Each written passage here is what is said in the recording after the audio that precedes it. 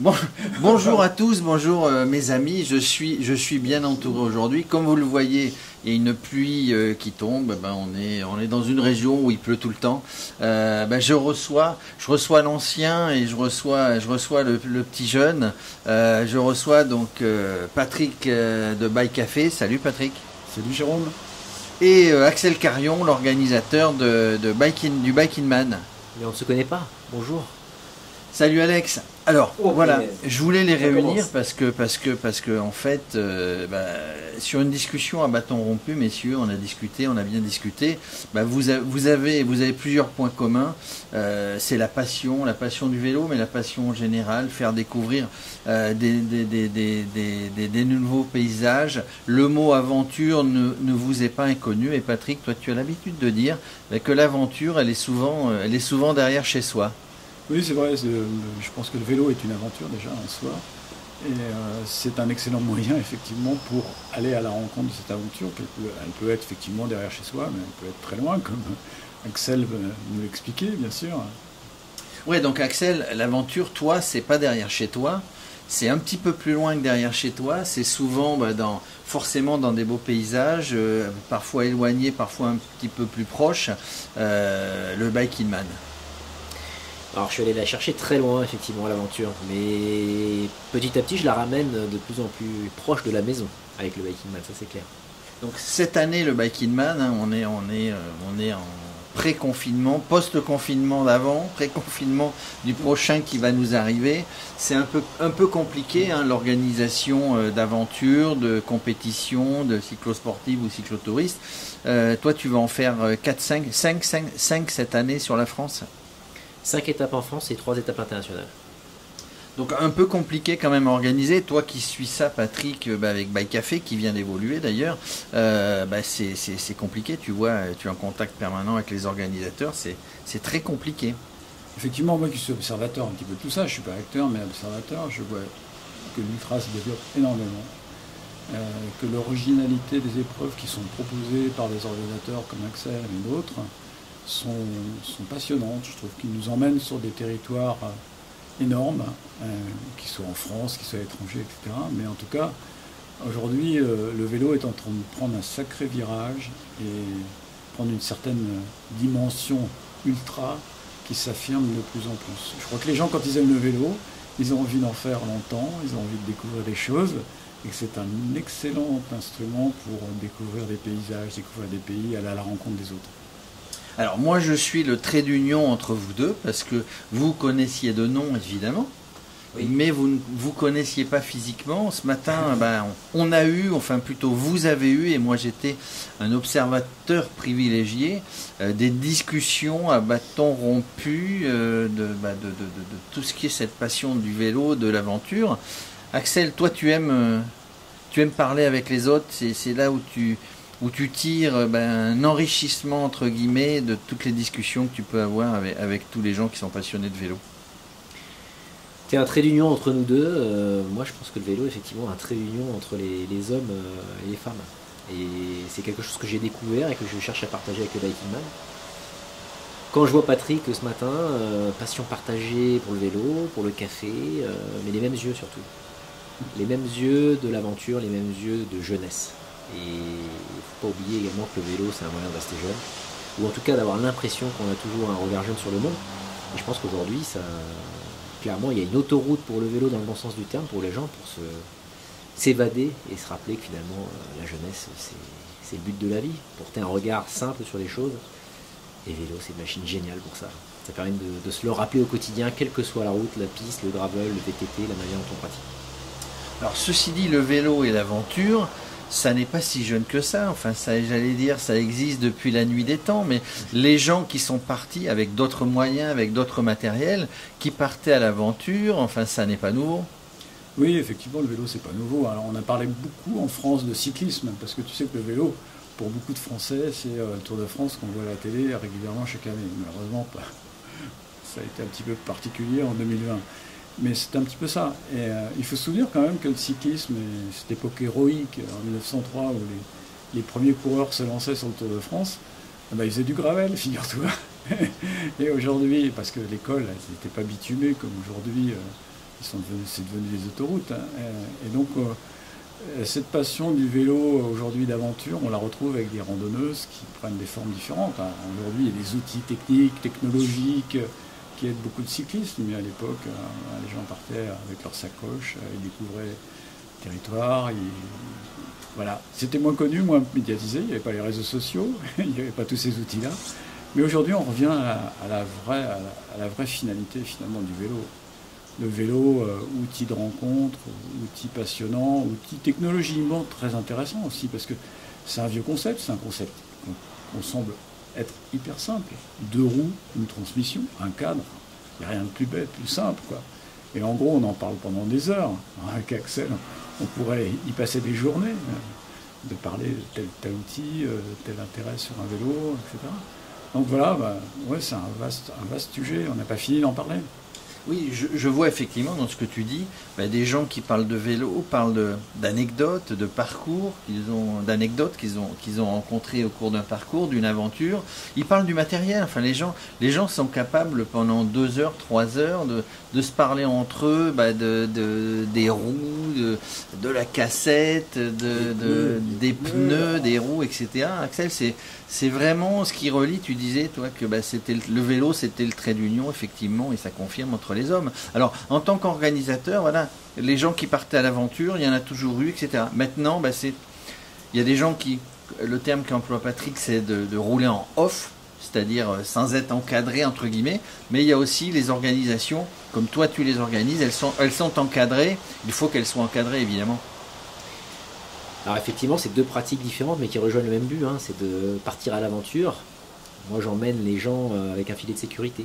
C'est ça le but du Biking Man, c'est de pouvoir proposer un format pour toucher cette aventure du doigt avec le filet de sécurité de l'organisation, les autorisations, le fait qu'il y ait des gens un peu qui se préoccupent du bien-être du participant ou de la participante et que tout se déroule bien pour cette aventure dans un format ultra, mais qui est finalement, à mon sens, un retour aux sources du vélo qui va avant le Tour de France, comme mentionné Patrick. C'est-à-dire que l'origine du vélo, il y a eu quelque chose aussi avant le Tour, il y a eu des gens qui sont partis à l'aventure. C'est ça. C'est cette destination qu'a eu le vélo au départ, c'était de faire des grandes traversées, des grands tours du monde. Ça a été un moyen d'explorer le monde. Et le Biking Man, c'est aussi ça, c'est que oui, c'est des grandes distances, mais au final, par rapport à ce qu'on peut faire avec cette technologie qui est, je pense, une des dernières inventions de l'homme qui a servi à quelque chose, ça c'est un point de vue, mais c'est vraiment une invention formidable, c'est que ça permet de pouvoir être une porte d'opportunité pour les gens, de faire des choses extraordinaires. Il ne faut pas regarder juste la notion de distance sur le Biking Man, c'est une aventure. Il ne faut pas avoir peur de la distance parce que les gens ont toujours fait ça, je pense, au départ avec le vélo. Après, on a eu tendance à essayer de le mettre dans un segment avec des formats de course et ainsi de suite. Mais on peut faire des milliers de kilomètres et toujours avoir envie de faire beaucoup de vélo. Alors, le Tour de France, qui est la course la plus médiatisée, on peut dire qu'elle donne envie aux gens de faire du vélo. Ça peut partir de là, de regarder, ça donne envie, puisque le Tour de France, c'est aussi une découverte des territoires, hein, c'est pas uniquement une course à l'argent. Donc les gens, l'ultra distance, c'est un petit peu à la mode. Donc toi, tu en organises. Moi, je suis observateur, évidemment. Je vois un grand engouement quand tu ouvres. Alors, tu peux pas accueillir 1000 personnes dans tes organisations. C'est quoi? C'est 120, 150, etc. Il y a un maximum.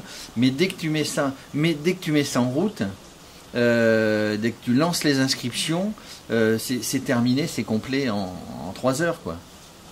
Alors ça, c'est un des grands changements que j'ai pu vivre sur les 5 dernières années et sur les 14 courses que j'ai pu organiser. C'est qu'il y a 5 ans, ça mettait des mois, voire presque une année complète pour arriver à remplir une épreuve, et aujourd'hui, clairement, c'est quelques heures qui suffisent pour qu'il y ait des fans d'aventure, femmes et hommes, qui s'inscrivent.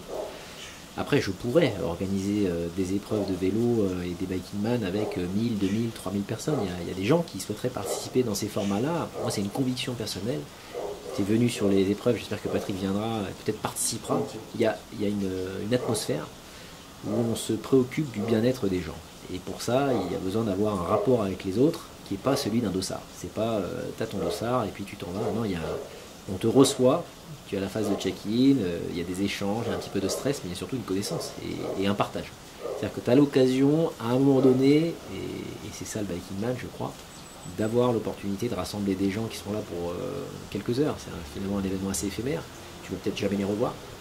Et de partager des expériences avec des gens qui ont vécu des aventures sportives qui ne sont pas nécessairement liées au vélo, qui peuvent être liées à la course à pied, qui peuvent être liées à plein d'autres pratiques, et qui vont venir pour échanger, se rencontrer et se dépasser, sans savoir vraiment quelle est l'issue de ce défi. Et je pense que c'est ça à l'origine du sport. C'est que moi j'essaye de maintenir ce format-là, c'est très très dur, parce que les sirènes des sponsors et voilà, de l'appel des gens de vouloir participer en masse, c'est très difficile de tenir. Mais j'espère pouvoir résister le plus longtemps à ce format vraiment familial qui permet de pouvoir avoir des échanges qui vont au-delà de la performance et d'apprendre sur les autres, et de sortir de cette expérience-là, outre la découverte des paysages, du lien avec le vélo, de la distance, de tous ces éléments techniques, de se souvenir de ce regard qu'on a partagé à un moment quand on a vu quelqu'un qui est arrivé, de cette finish line où il y a tous les derniers participants qui ont attendu le couple, enfin c'était pas le couple, c'était le père et la fille en Corse pour les recevoir, quoi. Ça donne des moments de fête, des moments de joie, et je pense qu'on en a besoin en ce moment. Alors ça, je parlais tout à l'heure des points communs, l'aventure, la passion.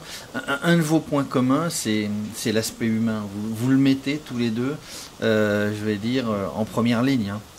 Effectivement, l'aspect humain est très important, et aujourd'hui, on le voit bien avec ce que vient de dire Axel, il y a un phénomène sociologique autour du vélo. Je pense qu'aujourd'hui, les gens se séparent un petit peu de ces outils qui ont encombré nos vies modernes, que ce soit dans le transport, on l'a bien vu, et je pense que c'est une conséquence aussi de ces problèmes de crise sanitaire, où il y a eu une réflexion qui s'est faite un petit peu sur les moyens de déplacement, les moyens aussi d'aller découvrir des choses. Ça a un petit peu des relents de front populaire, où les gens sont partis en congé parce qu'ils avaient eu des congés payés, donc il a fallu y aller. Qu'est-ce qu'ils avaient comme moyen de transport? C'était des vélos. Et aujourd'hui, finalement, je ne vais pas, malgré mon âge, faire un retour aussi profond que 1936, j'étais quand même pas né, vers cette époque-là, mais en tout cas, on est en train de revivre quelque chose de formidable, c'est que les gens se sont réappropriés cet outil qu'est le vélo, un outil formidable de découverte, silencieux, écologique, et qui permet d'aller un peu partout. Le gravel nous a permis aussi de s'ouvrir à des terrains un peu multiples, de sortir de la route, de sortir des itinéraires un peu convenus que nous impose la route, de cette confrontation avec les automobilistes qui résistent encore, enfin, c'est un autre débat. Donc d'aller voir sous un autre angle les paysages qu'ils avaient l'habitude de voir avec d'autres moyens de transport. Donc, je pense qu'on revient et je suis tout à fait d'accord avec Axel quand il dit qu'il faut rester un petit peu raisonnable et pouvoir continuer à entretenir des relations entre les gens qui participent à des épreuves. Parce qu'à trop vouloir en faire, à trop vouloir industrialiser un certain nombre de choses, notamment des événements, on arrive quelque part à tuer cette notion de, je dirais, cette richesse, cette mise en relation des gens. Enfin, en fait, il l'a dit tout à l'heure, le vélo c'est un maillon qui permet aux gens de s'interconnecter. C'est une chaîne en fait, une chaîne de vie, une chaîne d'échange. Et je pense qu'il faut garder cet esprit-là, et suivre un peu cette évolution. Le vélo aujourd'hui, s'il est aussi populaire que ça, c'est qu'il y a un besoin. On nous dit souvent, mais c'est du marketing. Vous essayez de vendre des vélos à chaque fois, c'est nouveau, etc. Non, c'est pas du marketing.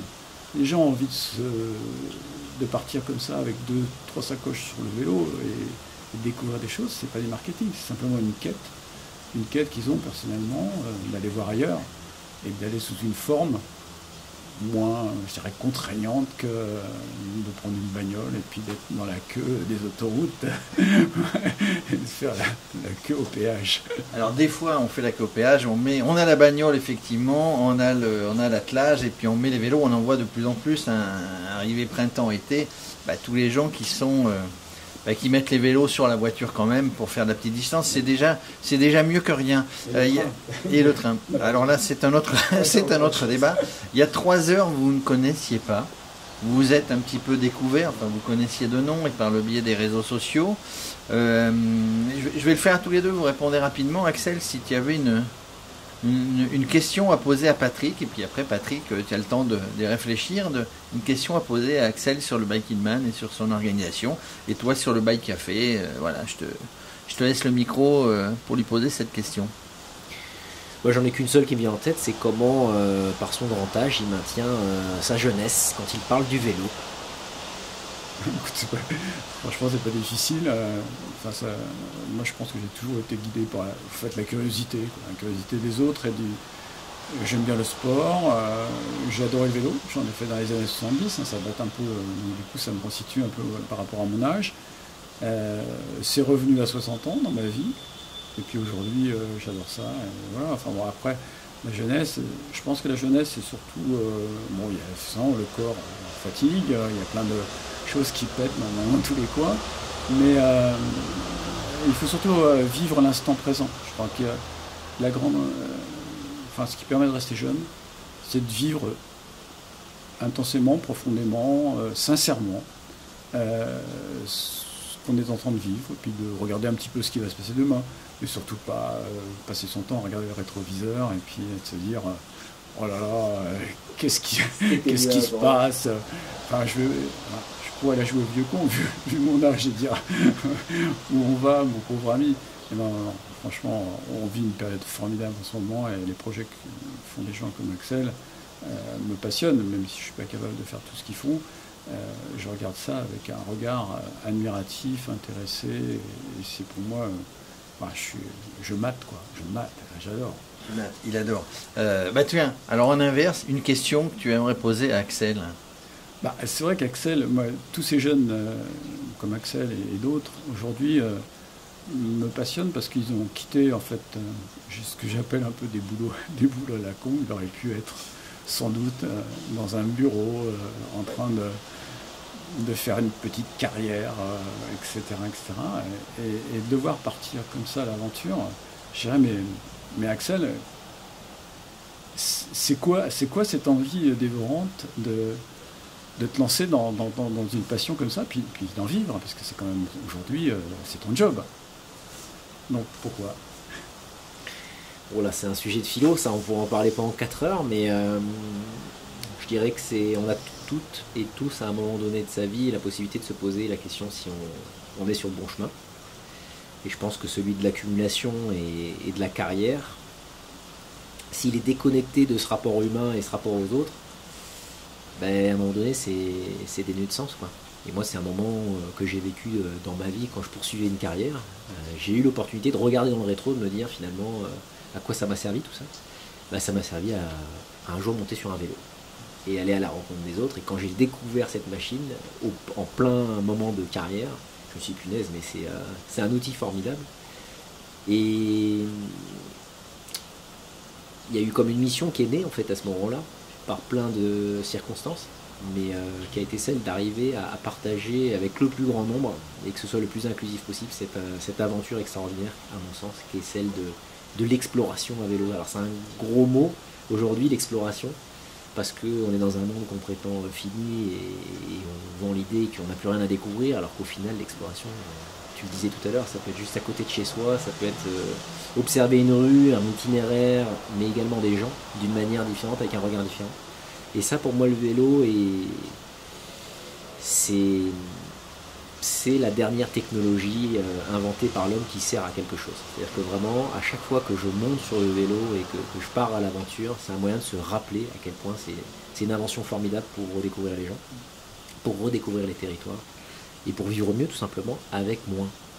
Et ça, c'est ce que j'ai découvert, et ça m'a fasciné, faire presque plus vis-à-vis des autres qui me voient partir à l'aventure et qui disent je mène une vie de dingue, alors finalement je possède de moins en moins.